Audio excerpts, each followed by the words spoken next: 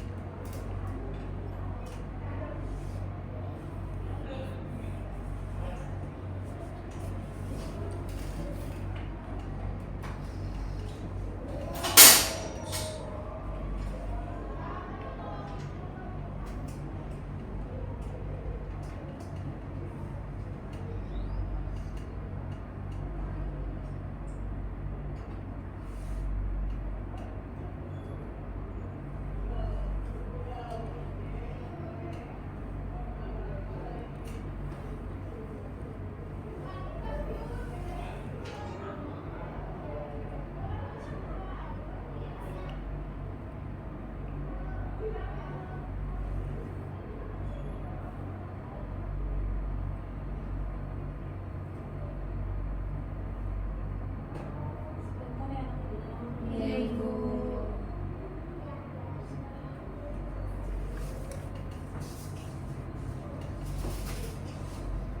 Oke, sebelum mulai pembelajaran, alangkah baiknya kita berdoa terlebih dahulu ya. Siapa yang mau mimpin doanya? Bapak. Oke, baik, boleh Ustaz. Baik teman-teman, untuk mengawali pembelajaran hari ini, silakan berdoa dulu menurut agama masing-masing. Berdoa dimulai.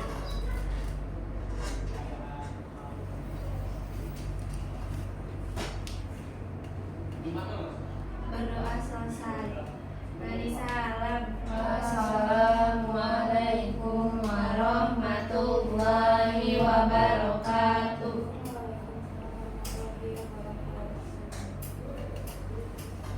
Oke, kita masuk ke materi selanjutnya ya.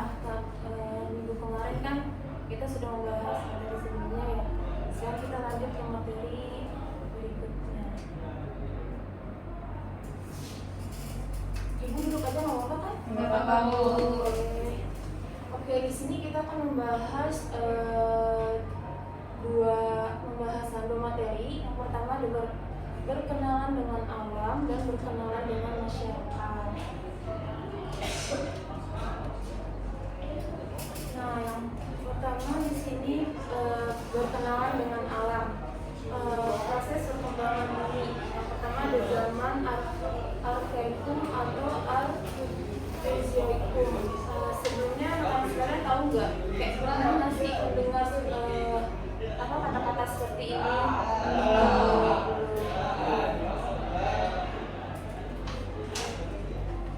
Jadi zaman Arkaikum itu merupakan zaman yang paling tertua yang berlangsung sekitar 2.500 juta tahun yang lalu.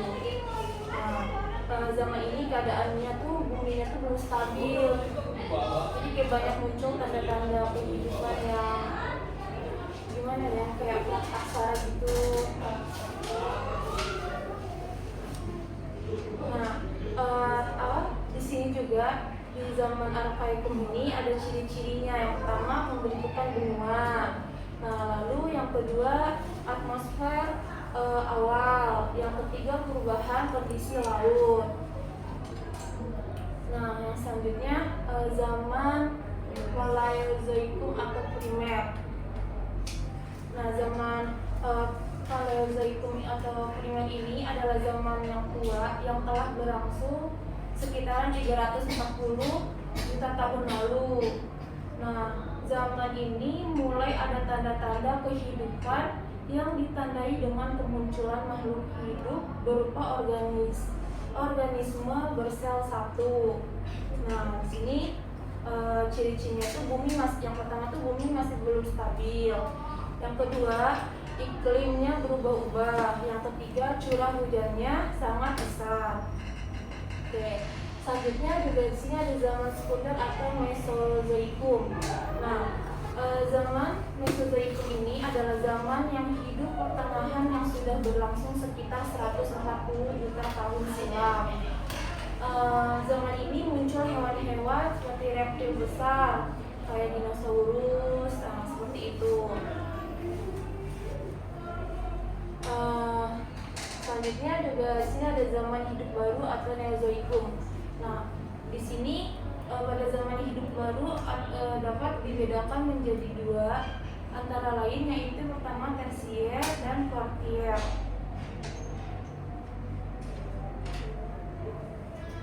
Nah, zaman tersier terjadi sekitar 60 juta tahun yang lalu. Nah, pada zaman ini dinosaurus telah punah dan mulai berkembang jenis binatangnya menyusui atau mamalia. Nah, apa sih ciri-cirinya? Di sini juga ada ciri-cirinya. Yang pertama itu berlangsung sekitar 60 juta tahun telah muncul berbagai jenis manusia purba. Nah, dan selanjutnya yang kuartier. Nah, zaman kuartier ini mulai terdapat tanda-tanda kehidupan manusia. Pada zaman ini merupakan zaman terpenting bagi kemunculan aktivitas manusia. Oke, sampai di sini dulu ada yang ingin ditanyakan tidak? Oke, lanjut ya. Selanjutnya berkenalan dengan masyarakat. Alam merupakan sumber dari kebutuhan yang dibutuhkan oleh manusia. Alam menyediakan kebutuhan manusia seperti barang-barang tambang, diantaranya logam, minyak, dan barang tambang lainnya sebagai bahan dasar untuk membuat benda-benda seperti kendaraan bermotor. Hal tersebut merupakan dampak positif sebagai hubungan antara manusia dan alam yang baik. Nah, di sini ada contoh pencemaran lingkungan. Di sini ada 3 ya. Yang pertama pencemaran udara. Sebelumnya anak-anak sekalian tahu nggak sih pencemaran udara itu apa sih? Polusi Bu. Iya betul, polusi. Nah, bisa jadi itu kayak polusi asap pabrik. Nah, iya asap motor. Nah, kendaraan itu seperti itu ya. Selanjutnya pencemaran air.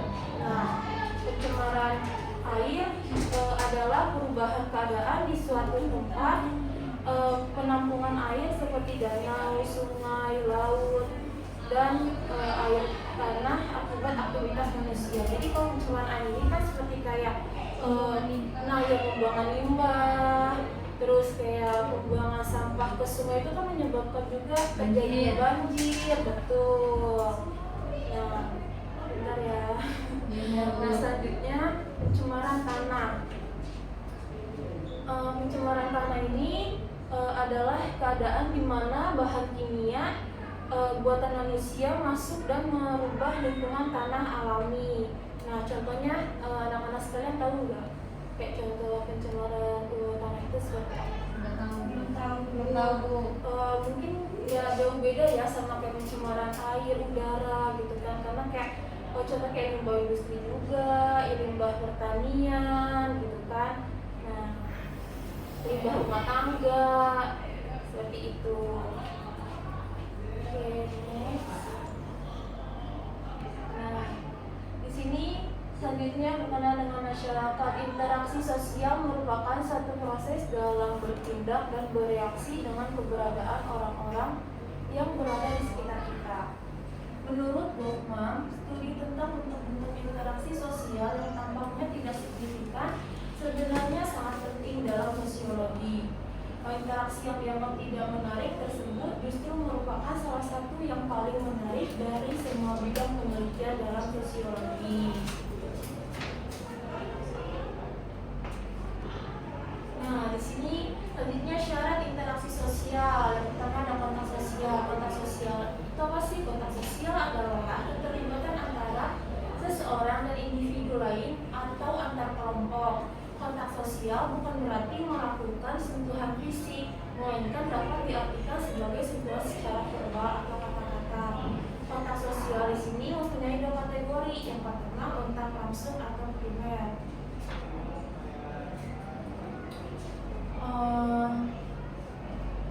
Yang kedua kontak tidak langsung. Nah, kontak langsung itu apa sih? Kontak langsung secara langsung yang terjadi bertatapan. Jadi kayak seperti ini, seperti kita gitu kan, seperti ibu ke kalian. Berarti ini kita melakukan kontak secara langsung. Nah seperti itu. Nah kalau kontak tidak langsungnya itu meningkatkan kemunculan kayak misalnya misal kita kayak ibu tidak masuk hari ini misalnya ya, terus ibu memberikan tugas melalui lewat media sosial seperti WA, Twitter atau apa selainnya. Nah seperti itu anak-anak sekalian. Nah selanjutnya komunikasi adalah suatu proses dalam penyampaian pesan dari penyampaian pesan kepada penerima pesan. Komunikasi terjadi dan berlangsung jika individu menyampaikan suatu rangsang yang dapat direspon atau dijawab oleh individu lain yang dituju. Next. Nah, di sini selanjutnya juga ada bentuk interaksi sosial. Nah, yang pertama interaksi sosial asosiatif. Interaksi sosial asosiatif itu adalah bentuk interaksi sosial yang positif karena mengarah pada kesatuan. Nah, di sini juga ada poin-poinnya. Yang pertama ada kerjasama. Kerjasama adalah interaksi yang utama dari suatu proses interaksi sosial asosiatif karena dilakukan untuk memenuhi suatu kepentingan atau kebutuhan bersama-sama. Nah, yang selanjutnya yang kedua akomodasi. Akomodasi adalah suatu proses seorang individu atau kelompok dalam tahap penyesuaian akibat pertentangan yang terjadi sebelum akomodasi dalam rangka mengatasi ketegangan. Nah, yang ketiga asimilasi. Asimilasi ini merupakan pembaruan dari dua kebudayaan yang disertai dengan suatu ciri khas kebudayaan asli yang hilang sehingga terbentuk kebudayaan yang baru. Oke, selanjutnya sini juga ada akulturasi. Akulturasi adalah percampuran kebudayaan dapat terjadi saat satu kelompok yang punya kebudayaan tertentu yang dihadapkan pada suatu unsur budaya asing yang secara sadar atau tidak mulai diterima keberadaannya. Oke, sampai sini ada yang ingin tanyakan? Oke, lanjut ya. Selanjutnya juga ada interaksi sosial disosiatif. Nah, di sini juga ada poinnya. Ada 3. Yang pertama persaingan. Persaingan atau kompetensi merupakan interaksi yang bersifat negatif. Persaingan atau kompetensi timbul dari dua individu atau lebih dengan saling merebutkan sesuatu yang dimiliki dan bakas. Nah, selanjutnya kontroversi. Nah, kontroversi ini adalah suatu proses sosial yang terjadi di dalam persaingan dan pertentangan atau konflik. Kontroversi ini merupakan sikap untuk menuju suatu ketidaksenangan. Oke, selanjutnya di sini juga yang ketiga ada pertentangan atau konflik sosial. Nah, ini sering terjadi dan disertai berbagai ancaman dan kekerasan pertentangan atau konflik. Mempunyai beberapa macam pertentangan seperti pribadi, rasial, antar kelas sosial, atau politik dan internasional. Oke, next. Nah, selanjutnya membentukkan karakteristik budaya kebiasaan masyarakat daerah. Kebudayaan merupakan satu konsep yang sangat luas sekali. Kebudayaan dalam kacamata sosiologi adalah ide-ide, keyakinan, perilaku sehari-hari, dan produk-produk umum yang diciptakan dan digunakan bersama. Singkatnya, kebudayaan adalah segala sesuatu yang tercipta dan dimiliki oleh seorang manusia pada saat berinteraksi secara bersama-sama. Kebudayaan membentuk individu untuk memandang dunia dengan caranya. Oke, baik, sampai di sini ada yang ditanyakan tidak? Belum. Oke, ibu akan memberikan tugas ya. Mau dicatat ya. Tugas di sini apa buat di rumah? Buat di rumah aja. Nanti minggu depan dikumpulin. Baik, Bu. Oke, boleh dicatat soal ini pertanyaannya? Boleh. Oke, yang pertama. Bagaimana cara menjaga keberagaman di lingkungan sekitar? Bagaimana cara menjaga keberagaman di lingkungan sekitar? Ini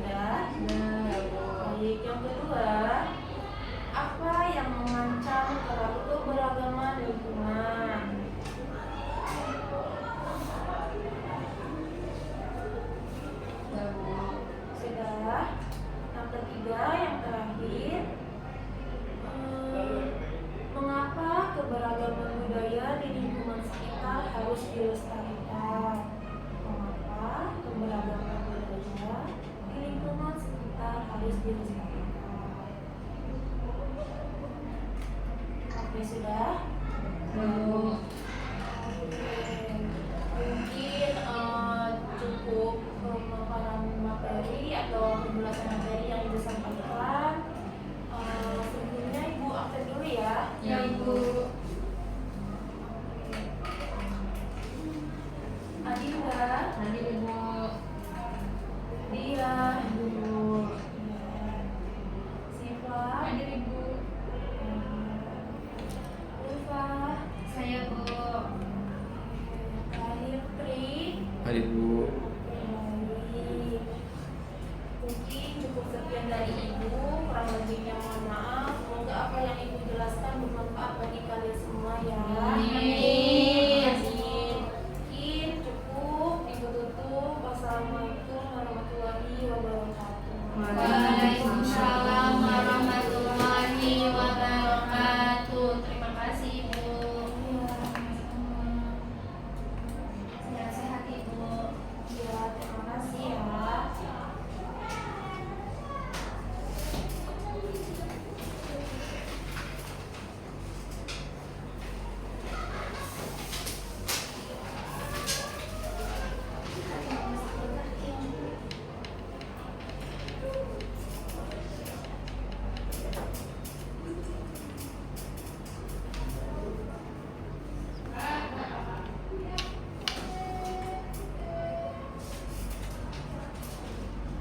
Oke, Ibu pamit ya. Baik, Bu.